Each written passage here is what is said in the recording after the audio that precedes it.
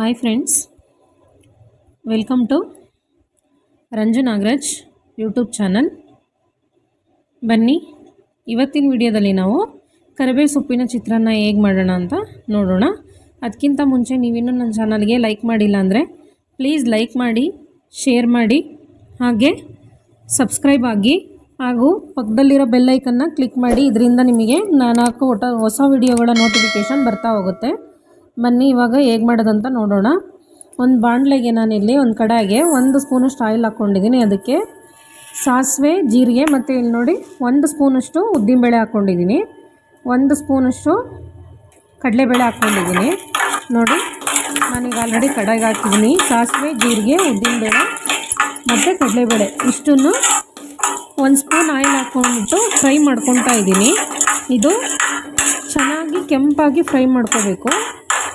Low ಫ್ಲೇಮಲ್ಲೇ ಇಟ್ಕೊಂಡು fry ಮಾಡ್ಕೊಳ್ಳಿ. ಆದಷ್ಟು ಲೋ ಫ್ಲೇಮ್ಗಿಂತ ಸ್ವಲ್ಪ ಜಾಸ್ತಿ ಇರಲಿ, ಮೀಡಿಯಮ್ ಫ್ಲೇಮ್ಗಿಂತ ಸ್ವಲ್ಪ ಕಡಿಮೆ ಇಟ್ಕೊಂಡು ಫ್ರೈ ಮಾಡ್ಕೊಳ್ಳಿ. ನಿಮಗೆ ಚೆನ್ನಾಗಿ ಫ್ರೈ ಆಗುತ್ತೆ. ಇದು ಪೂರ್ತಿ ಬ್ಲ್ಯಾಕ್ ಆಗೋ ಥರನೂ ಇಲ್ಲ, ಪೂರ್ತಿ ನಿಮಗೆ ಬ್ಲ್ಯಾಕ್ ಆಗಿಬಿಟ್ರೆ ಕಲರು ಟೇಸ್ಟು ಸ್ವಲ್ಪ ಒತ್ತಿರೋ ಥರ ಸ್ಮೆಲ್ ಬಂದಂಗೆ ಆಗುತ್ತೆ ತಿನ್ನುವಾಗ. ಪೂರ್ತಿ ಹಸಿನೂ ಇರಬಾರ್ದು, ಸೊ ಹಂಗಾಗಿ ಮೀಡಿಯಮ್ ಆಗಿ ಇರಬೇಕು.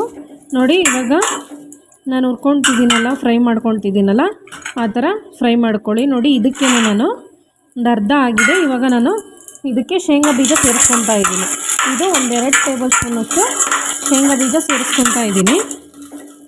ಶೇಂಗಾ ಬೀಜನೂ ಅಷ್ಟೇ ತುಂಬ ಹಸಿನೂ ಮಾಡ್ಕೋಬೇಡಿ, ಫುಲ್ಲು ಒತ್ತಂಗೂ ಮಾಡ್ಕೋಬೇಡಿ, ಕೆಂಪಾಗೋವರೆಗೂ ಮಾಡ್ಕೋಬೇಡಿ.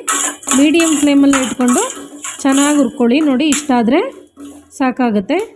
ಮತ್ತು ಅದೇ ಕಡಾಯಿಗೆ ನಾನು ಒಂದು 8-10 ಒಣಮೆಣ್ಸಿನ್ಕಾಯಿ ತೊಗೊಂಡಿದ್ದೀನಿ. ಇವಾಗ ನಾನು ಆವಾಗಲೇ ಹುರ್ಕೊಂಡಿದ್ದು ಬೇರೆ ಪ್ಲೇಟಿಗೆ ಇಟ್ಕೊಂಡಿದ್ದೀನಿ. ಒಣಮೆಣ್ಸಿನ್ಕಾಯಿ ತೊಗೊಂಡಿದ್ದೀನಿ 8-10. ಇದಕ್ಕೇ ಒಂದು 2 ಗಡ್ಡೆಯಷ್ಟು ಬೆಳ್ಳುಳ್ಳಿನ ಸಿಪ್ಪೆ ತೆಗೆದಿಟ್ಕೊಂಡಿದ್ದೀನಿ. ಅದೇ ಈ ಕಡಾಯಲ್ಲಿರುತ್ತಲ್ಲ, ಅದೇ ಎಣ್ಣೆ ಸಾಕಾಗುತ್ತೆ. ಅದರಲ್ಲೇ ಇದನ್ನು ಅಷ್ಟೇ ಮೀಡಿಯಮ್ ಫ್ಲೇಮಲ್ಲೇ ಚೆನ್ನಾಗಿ ಫ್ರೈ ಮಾಡ್ಕೊಳ್ಳಿ. ನೀವು ಎಷ್ಟು ಚೆನ್ನಾಗಿ ಫ್ರೈ ಮಾಡ್ಕೊತೀರೋ ಪುಡಿ ಅಷ್ಟು ಚೆನ್ನಾಗಿ ಬರುತ್ತೆ.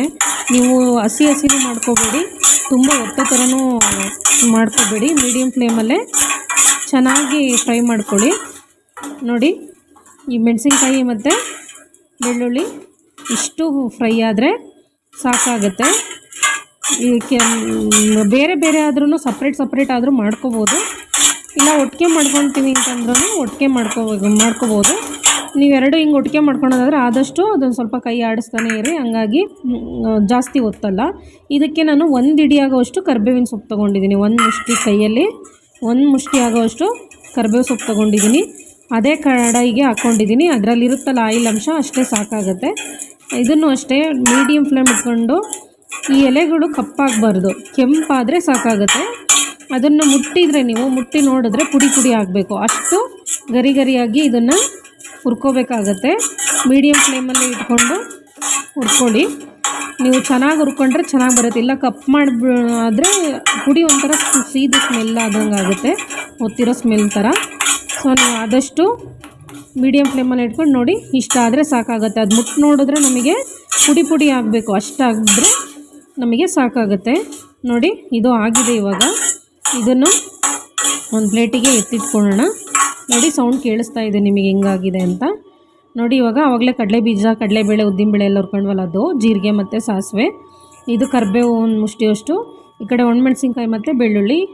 ಇದ್ರ ಜೊತೆಗೆ ನಾನು 1 ನಿಂಬೆಹಣ್ಣಿನ ಗಾತ್ರದಷ್ಟು ಹುಣಸೆ ಹುಳಿನ ತೊಳೆದಿಟ್ಕೊಂಡಿದ್ದೀನಿ. 1 ನಿಂಬೆಹಣ್ಣಿನ ಗಾತ್ರದಷ್ಟು ಹುಣಸೆ ಹುಳಿನ ತೊಳೆದಿಟ್ಕೊಂಡಿದ್ದೀನಿ. ನಿಮಗೆ ಜಾಸ್ತಿ ಇನ್ನೂ ಬೇಕಂದರೆ ಜಾಸ್ತಿ ಸೇರಿಸ್ಕೋಬೋದು, ಇಲ್ಲ ಸಾಕು ಹುಳಿ ಅಂದರೆ ಸಾಕು. ನೋಡಿ, ಮಿಕ್ಸಿಗೆ ಹಾಕ್ಕೊಂಡು ನಾನು ಈ ಥರ ಪುಡಿ ಮಾಡ್ಕೊಂಡಿದ್ದೀನಿ.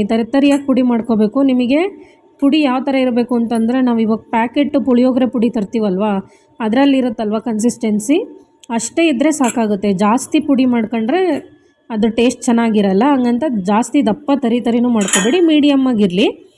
ನೋಡಿ, ಇವಾಗ ಹೇಗೆ ಮಾಡೋದಂತ ನೋಡೋಣ. ಒಂದು ಕಡಾಯಿಗೆ ಆಯಿಲ್ ಹಾಕ್ಕೊಂಡಿದ್ದೀನಿ. ಅದೇ ಕಡಾಯಿಗೆ ಇದು ಫಸ್ಟು ಕಡಲೆಬೀಜ ಹಾಕ್ಕೊತಿದ್ದೀನಿ. ಕಡಲೆಬೀಜನ ಹಾಕ್ಕೊಂಡು ಫಸ್ಟು ಫ್ರೈ ಮಾಡಿಕೊಂಡು ಆಮೇಲೆ ಬೇರೆ ಇಂಗ್ರೀಡಿಯೆಂಟ್ಸ್ನ ಹಾಕ್ಕೊಳ್ಳೋಣ. ಫಸ್ಟು ನಾನು ಕಡಲೆಬೀಜ ಏನಕ್ಕೆ ಹಾಕ್ಕೊತಿದ್ದೀನಿ ಅಂದರೆ, ಕಡಲೆಬೀಜ ಹಾಕ್ಬಿಟ್ಟು ಚೆನ್ನಾಗಿ ಫ್ರೈ ಮಾಡಿಕೊಂಡು ಎತ್ತಿಟ್ಕೊಂಡ್ರೆ ತಿನ್ನಲಿಕ್ಕೆ ಚೆನ್ನಾಗಿರುತ್ತೆ. ನಿಮಗೆ ಲಾಸ್ಟಲ್ಲಿ ಹಾಕ್ಕೊಂಡ್ರೆ ತಿನ್ನಲಿಕ್ಕೆ ಬಾಯಿಗೆ ಚೆನ್ನಾಗಿರುತ್ತೆ. ಹಾಗಾಗಿ ಫಸ್ಟೇ ಇದನ್ನು ಫ್ರೈ ಮಾಡ್ಕೊಂಬಿಟ್ಟು ಇದನ್ನು ಎತ್ತಿಟ್ಕೊಳ್ತಾ ಇದ್ದೀನಿ. ನೋಡಿ ಈ ಥರ ಫ್ರೈ ಮಾಡಿಕೊಂಡ್ರೆ ಸಾಕಾಗುತ್ತೆ ನಿಮಗೆ. ನೋಡಿ ಇವಾಗ ಅದು ಎತ್ತಿಟ್ಕೊಂಡಿದ್ದೀನಿ. ಇದಕ್ಕೆ ಒಂದು 1/4 ಸ್ಪೂನಷ್ಟು ಸಾಸಿವೆ ಹಾಕಿದ್ದೀನಿ, ಒಂದು ಅರ್ಧ ಸ್ಪೂನಷ್ಟು ಜೀರಿಗೆ, ಒಂದು ಅರ್ಧ ಸ್ಪೂನ್ ಕಡಲೆಬೇಳೆ ಮತ್ತು ಒಂದು ಅರ್ಧ ಸ್ಪೂನ್ ಉದ್ದಿನಬೇಳೆ ಇಷ್ಟು ಹಾಕ್ಬಿಟ್ಟು ಚೆನ್ನಾಗಿ ಫ್ರೈ ಮಾಡ್ಕೊಂಡಿದ್ದೀನಿ. ಇದಕ್ಕೇ ಒಂದು 2 ಎಸ್ಲಷ್ಟು ಕರಿಬೇವು ಹಾಕ್ಕೊಂಡಿದ್ದೀನಿ. ಅದನ್ನು ಸ್ವಲ್ಪ ಎಣ್ಣೆಯಲ್ಲಿ ಚೆನ್ನಾಗಿ ಫ್ರೈ ಮಾಡ್ಕೊಳ್ಳಿ. ನೋಡಿ ಇಷ್ಟಾದರೆ ಸಾಕಾಗುತ್ತೆ. ಇವಾಗ ನಾವು ಪುಡಿ ಮಾಡಿಟ್ಕೊಂಡಿದ್ವಲ್ಲ, ನಮ್ಮ ರೈಸ್ ಎಷ್ಟು ತೊಗೊಂಡಿದ್ದೀವಿ ಅಷ್ಟಕ್ಕೆ ಅನುಗುಣವಾಗಿ ನಾನಿಲ್ಲೊಂದು 2 ಸ್ಪೂನಷ್ಟು ತೊಗೊಂಡಿದ್ದೀನಿ ಪುಡಿನ. ನಿಮಗೆ ರೈಸ್ ಜಾಸ್ತಿ ಇತ್ತು ಅಂದರೆ ರೈಸ್ ತೊಗೋಬೋದು, ರೈಸಿಗೆ ತಕ್ಕನಂಗೆ ಜಾಸ್ತಿ ಪುಡಿ ಸೇರಿಸ್ಕೋಬೋದು. ಇದಕ್ಕೆ ಸ್ವಲ್ಪ ಉಪ್ಪು ಹಾಕಿದ್ದೀನಿ. ನೋಡಿ ರುಚಿಗೆ ತಕ್ಕಷ್ಟು ಉಪ್ಪು ಹಾಕಿ ಇದಕ್ಕೆ ನಾನು ರೈಸ್ ಇಷ್ಟು ತೊಗೊಂಡಿದ್ದೀನಿ, ರೈಸನ್ನು ಸೇರಿಸ್ಕೊತಾ ಇದ್ದೀನಿ. ನೀವು ಈ ಪುಡಿನ ಮಾಡಿಟ್ಕೊಂಡು ಎಷ್ಟು ದಿನ, ಒಂದು 15 ದಿನದವರೆಗೂ ಹೊರಗೆ ಸ್ಟೋರ್ ಮಾಡ್ಬೋದು. ವಿತೌಟ್ ಫ್ರಿಜ್ಜಲ್ಲಿ ಇಡ್ದೇ ಒಂದು 15 ದಿನದವರೆಗೂ ಸ್ಟೋರ್ ಮಾಡ್ಬೋದು. ನೋಡಿ ಆಗಿದೆ. ನೋಡಿ ಇದಕ್ಕೆ ಕರಿಬೇವು ಮತ್ತು ಹುರಿದಿಟ್ಕೊಂಡಿದ್ವಲ್ಲ ಶೇಂಗಾ ಬೀಜನೂ ಮೇಲೆ ಸೇರಿಸ್ಕೊತಾ ಇದ್ದೀನಿ. ತುಂಬ ಚೆನ್ನಾಗಿರುತ್ತೆ ಫ್ರೆಂಡ್ಸ್, ಒಂದ್ಸಲ ಟ್ರೈ ಮಾಡಿ ನೋಡಿ. ಇದು ಕರಿಬೇವು ಎಲ್ತಿಗೂ ಒಳ್ಳೆಯದು. ಮಕ್ಕಳು ತಿನ್ನೋಕ್ಕೆ ತುಂಬ ಹಠ ಮಾಡ್ತವೆ ಮತ್ತು ಅಡುಗೆಯಲ್ಲಿ ತೆಗೆದು ಸೈಡಿಗೆ ಇಡ್ತವೆ. ಈ ಥರ ಪುಡಿ ಮಾಡೋದ್ರಿಂದ ಎಲ್ತಿಗೂ ಒಳ್ಳೆಯದು ಮತ್ತು ಕೂದಲಿಗೆ ಒಳ್ಳೆಯದು.